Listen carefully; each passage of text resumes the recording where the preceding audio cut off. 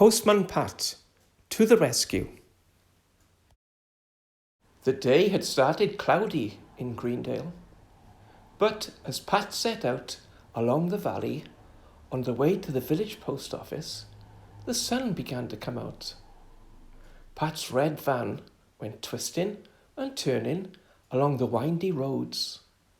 He went through Greendale Forest, where all the birds were singing.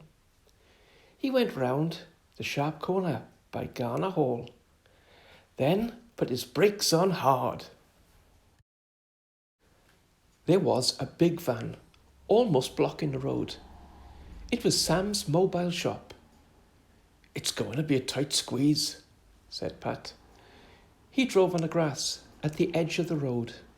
Sam popped his head round the corner of his van. He waved Pat on. "Come on," he shouted. "You've got plenty of room." Pat wasn't so sure. He edged slowly alongside Sam's van. "Left a bit," called Sam. "A bit more left. Left. Right. Straighten up. Keep going. You're okay. Come on. That's it."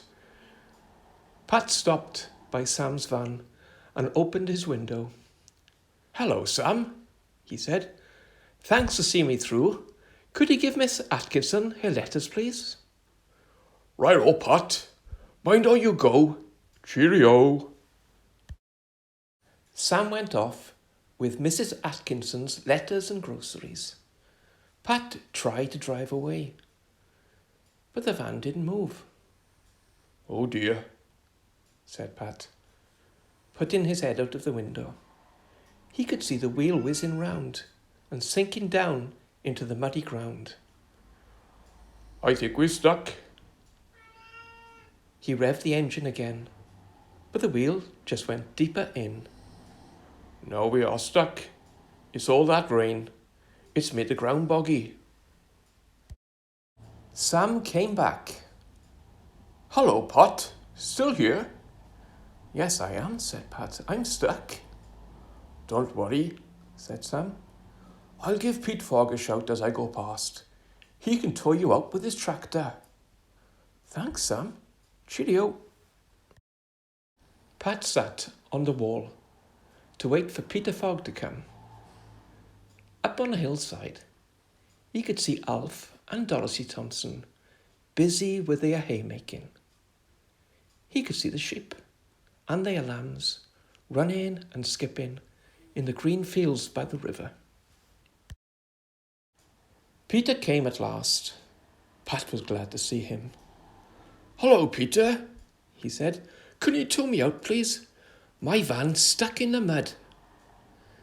"Easy," said Peter. "Sam told me he needed help. I'll just back up." Peter turned his tractor in the gateway, then backed up until it was in front of Pat's van. Then he got his tow rope out. "Now then, just tie it on there," said Peter. "Right-o," said Pat, tying it onto a special bracket under the front bumper. Peter climbed onto the tractor again and started the engine. "Right," he called. "Yes, all ready," said Pat. Peter drove slowly forward until the rope was tight. He put more and more power on until Pat's van began to ease out of the mud. Soon it was on the hard road again. Peter took the rope off. Pat started the engine and waved to Peter. "Bye, thanks a lot." "Cheerio, Pat." Pat was on his way again. When he arrived at the post office, Mrs. Goggins said, "Morning, Pat. You're a bit late today." So he told her all about how he had been stuck in the mud and had to wait for Peter Fogg to come and pull him out. She showed him the Pencaster Gazette. "Look," she said, "there's a picture of Major Forbes' bull.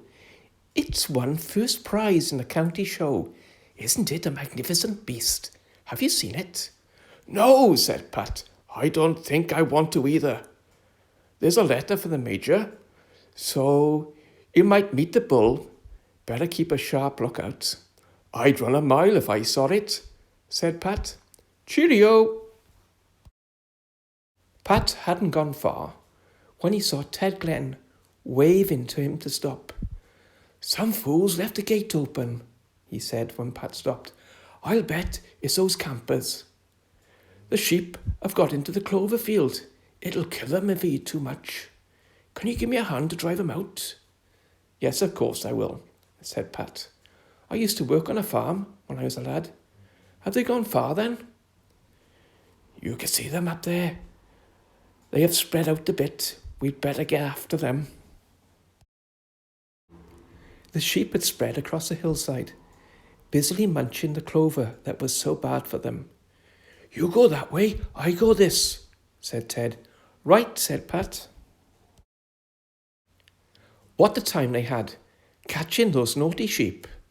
The sheep ran all over the place. They jumped over walls and gates, dodged round trees and bushes, and hid in the long grass.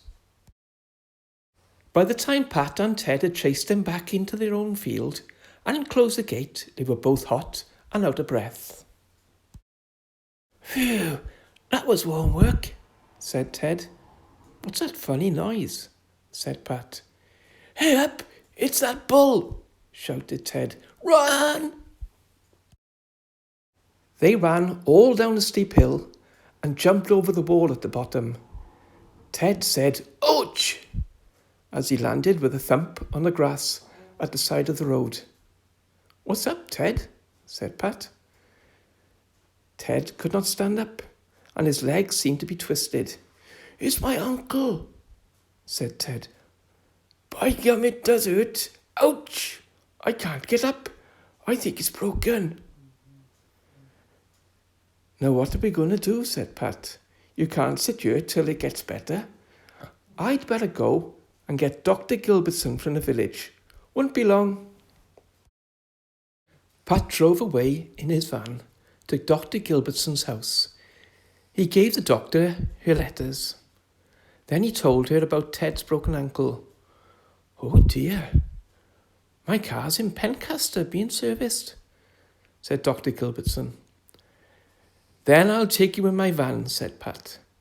So Dr. Gilbertson brought her bag and rode in his van.